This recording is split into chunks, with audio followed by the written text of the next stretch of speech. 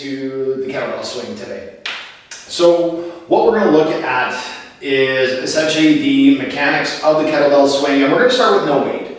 So we're going to start with the different positions, and we're going to basically use our hands as pretend kettlebells. We're just going to kind of grab onto a thumb, and we're just going to go through the positions kind of step by step and carry forward a lot of the same cues that we've already talked about from our different videos into this one.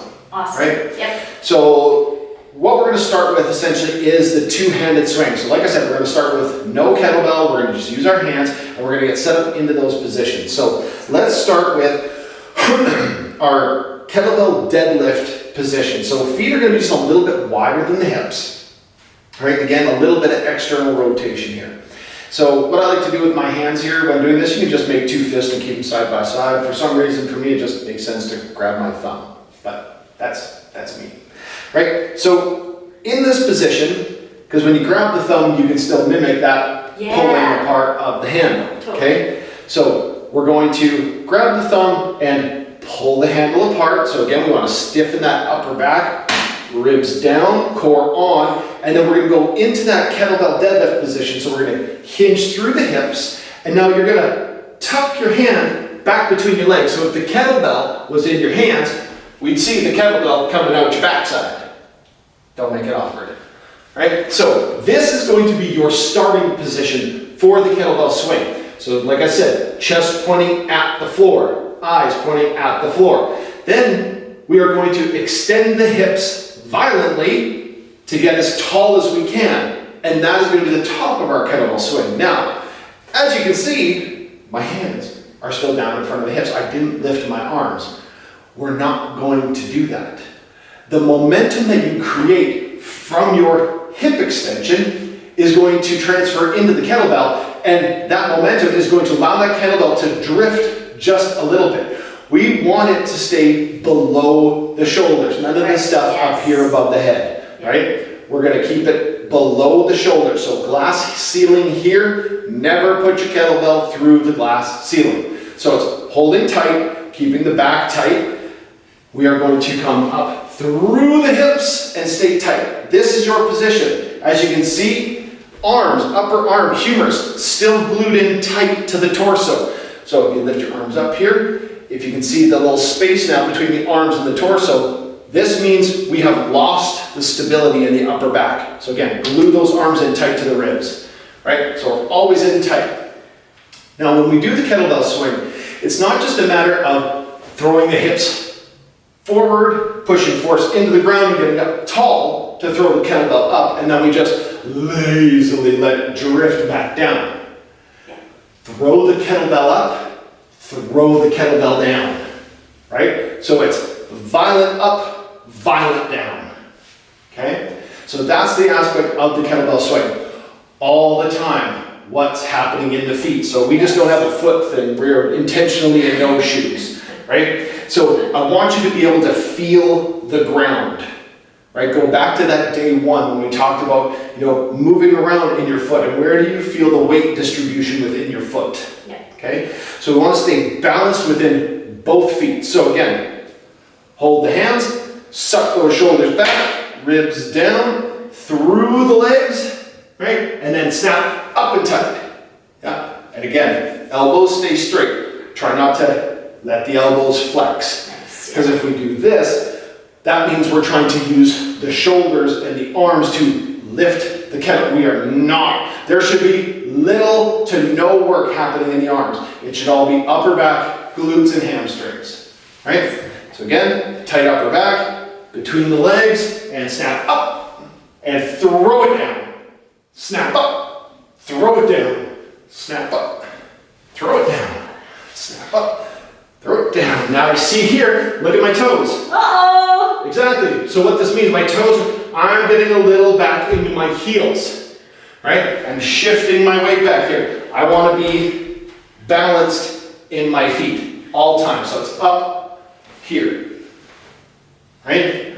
Anything to make you feel balanced in your feet. Okay. If you like the spread the floor cues, right? That's cool. If you like to, grip the floor with your feet, right? And have active toes, right? Whatever works for you. Whoever's watching this video, we're all different humans, so well, hopefully we're humans.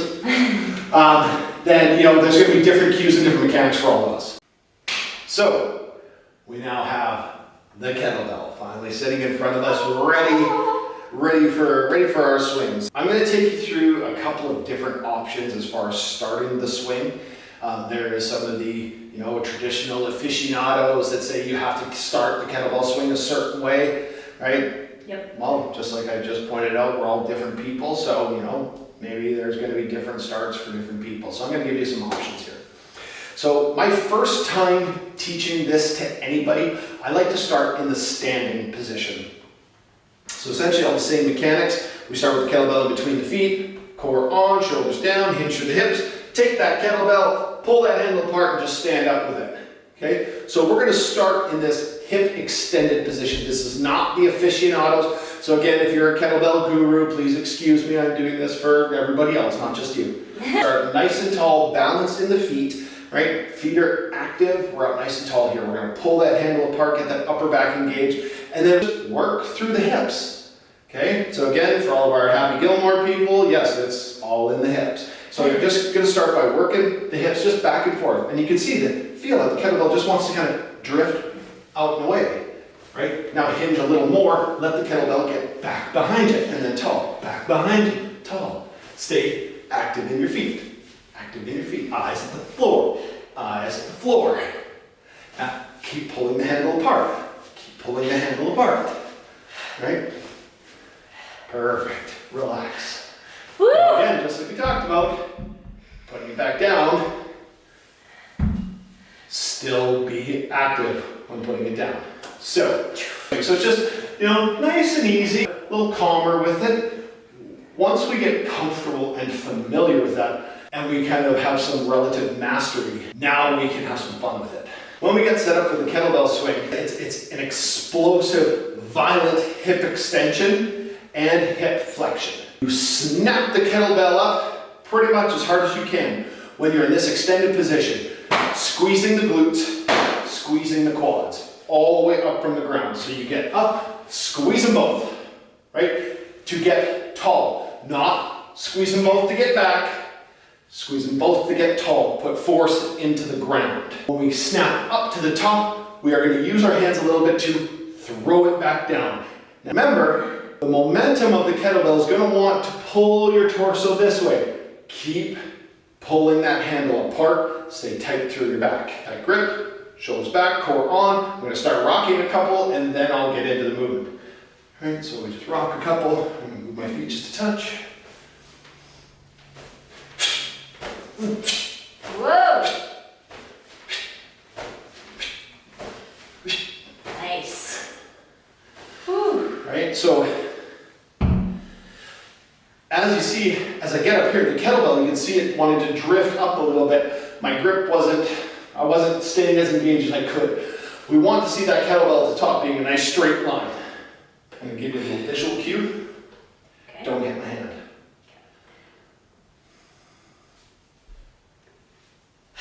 Up. Tall. Yep.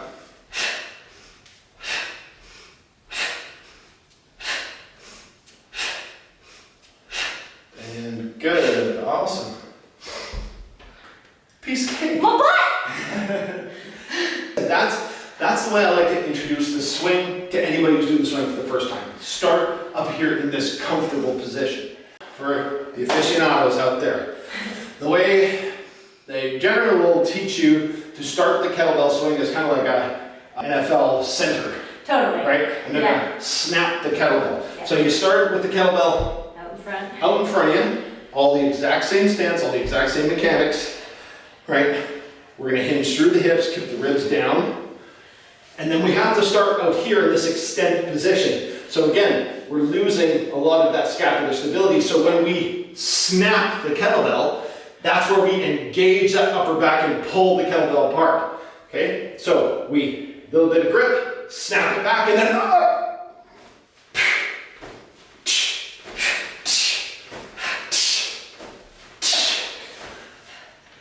My upper back has never felt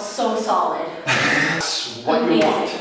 That's Yeah. what you want, right? And so when you're doing your swing, let's say you are planning to do 15 swings, and you get to number 8, and you feel like your shoulders round a little bit, or your hips not wanting to come all the way through, stop, right? Yeah. Stop, lighten the load, decrease the volume, go back to the conditioning movements. Go back to the lunges, squats, step ups, right? Yeah. Get back to that stuff. Because if you continue on for your next 7 reps and we are not stable through the kinetic chain, again, that's where bad things can happen.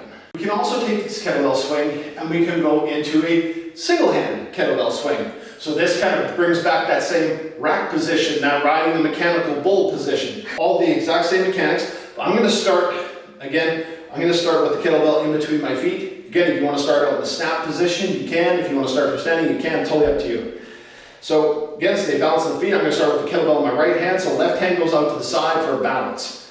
Okay, ribs down, core on, hinge through the hips, and then we snap up.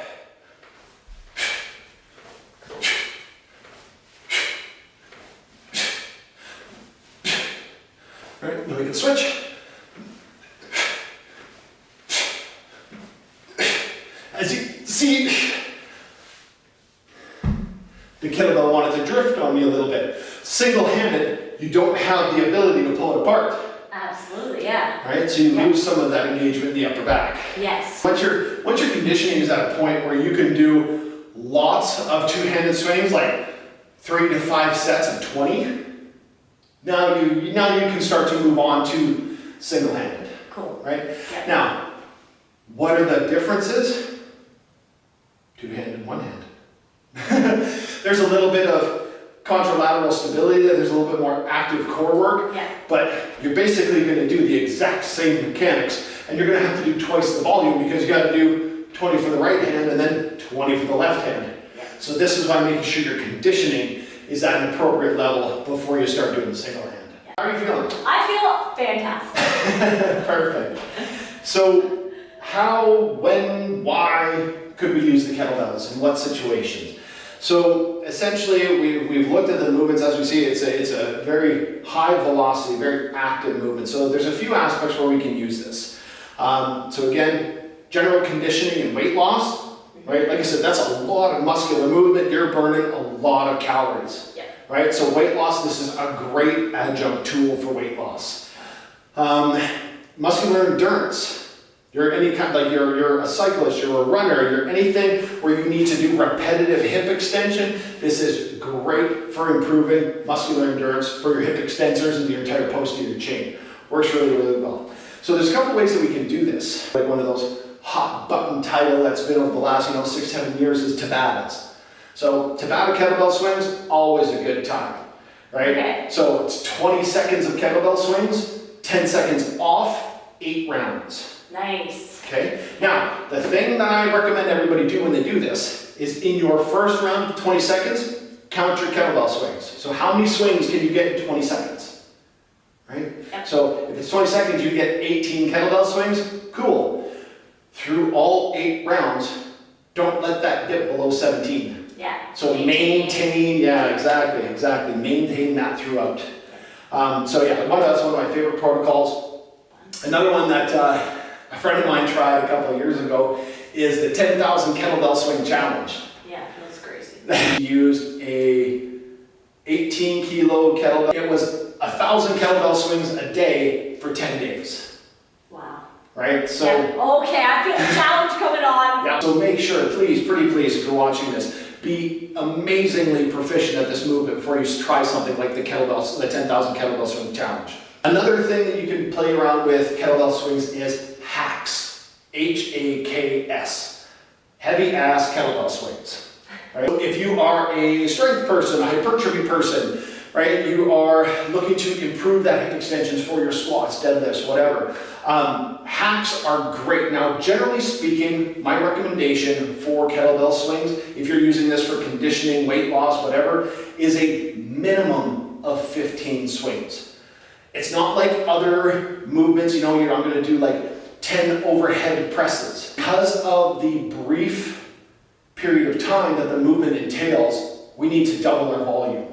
So basically, a lot of exercises, you're looking at 8 to 15 reps. Kettlebell swings, just in my perspective, you're looking to program between 15 and 30 kettlebell swings per set. When it comes to doing hacks, you get like some 100-pound kettlebells.